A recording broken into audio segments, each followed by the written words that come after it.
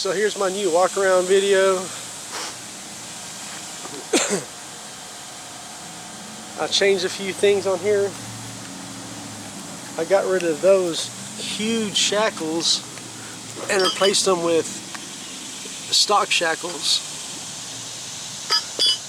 which dropped it about 2 inches, which is good. Ignore that mess that I made. That's the ugly fluid that came out of it. It gradually is getting cleaner and cleaner. At first it looked more like mud that came out of it when I first got here. I put this new steering linkage on it that's made by Low Range Off-Road, and I had to ream out the I don't know what you call that, but like I had to ream that thing out, like the part of the steering knuckle, like the steering arm or whatever. I had to put now it has Toyota FJ80 tie rod ends on it, and that is a pretty stout built, pretty strong built, whatever you call that, drag linkage, crossover linkage, I don't know. That's the drag linkage, I guess, so that's the crossover.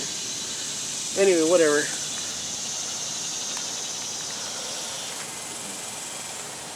So I got rid of those big tires that I had, which are way too wide.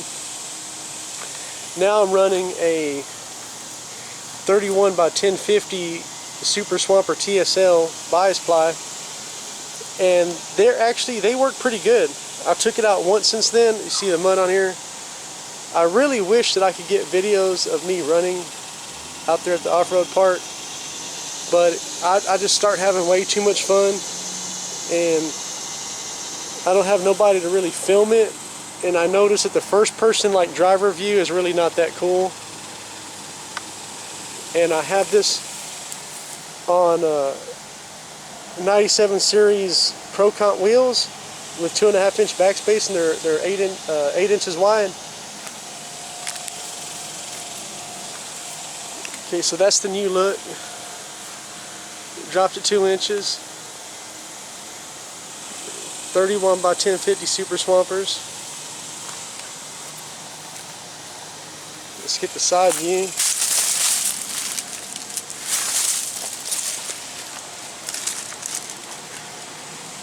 It sits a little too high in the front, I don't know why, but it has 3-inch leaf springs on the front, trail gear 3-inch lift springs on the front, and it has a spring over axle, and it has about a 1-inch body lift.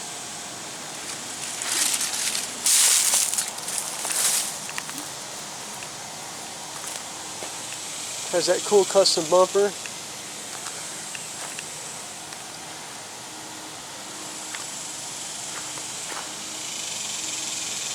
I'm not going to talk too much about the engine because it's pretty much stock. It has a stock 1.3 liter, and it has a stock 5-speed and a factory transfer case that does have lower gears. I'm not really sure what gears it has because it already had them when I got it. And there goes my ride. The updated version. There goes the old steering linkage I took off. I also got rid of the skid plate. For anybody that's seen my old one, there's a skid plate right there. It was welded on, and it kind of covered all the steering components. It made it really hard to get to any of that, so I just had to get rid of it. It seems pretty pointless. I left a small portion of that on there because that actually attaches mechanically to the frame and stuff, so I thought it would be a lot stronger if I just left that on there. I also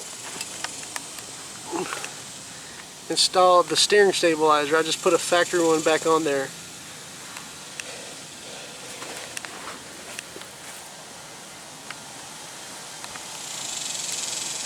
And it is like night and day out there on the trails. People were telling me that those tires are going to float better, they're floaters or whatever. Maybe so in certain circumstances. That might be able to help you glide across something because they're 15.5 inches wide. But no. It is way better with these tires. They no longer hit the springs when I turn, and it's way more maneuverable, and it actually seems like it doesn't really sink anyway, so whatever.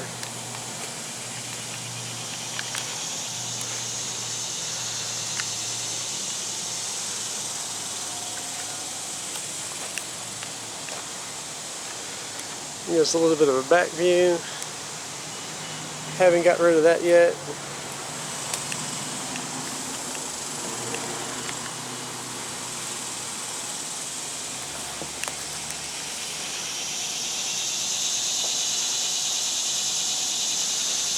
The only reason my door is clean because I take them off when I go out. Quick shot of the interior, nothing fancy. I have no idea where these seats came from, but they're comfortable enough. Got my really awesome, that's the best part of it right there. That steering, that shifter knob adds about 90 foot-pounds of torque. Don't ask me how.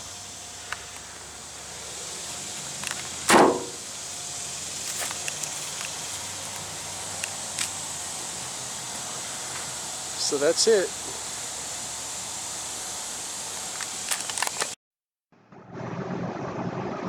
Okay, here's the comparison of how much the front suspension moves side to side and how much the shackles flex before and after I removed the super long shackles I had on it and replaced it with factory shackles.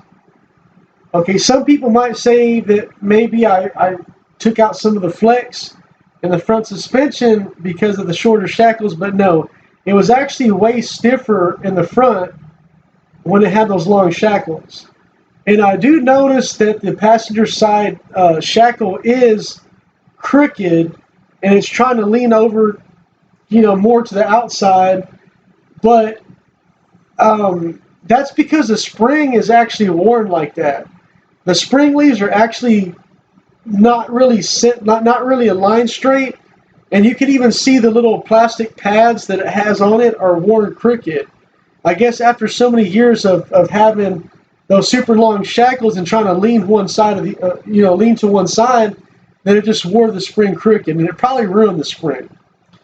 But that's fine. Right now, it does have 3-inch lift springs on the front and back.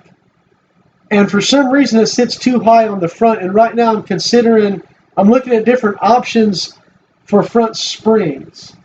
I might replace them with, oh man, I forgot the brand. Trail Ready, Trail Rough. There's a different brand that they're called Bronze Eye something springs, and they're 2-inch lift springs that are supposed to be more flexible.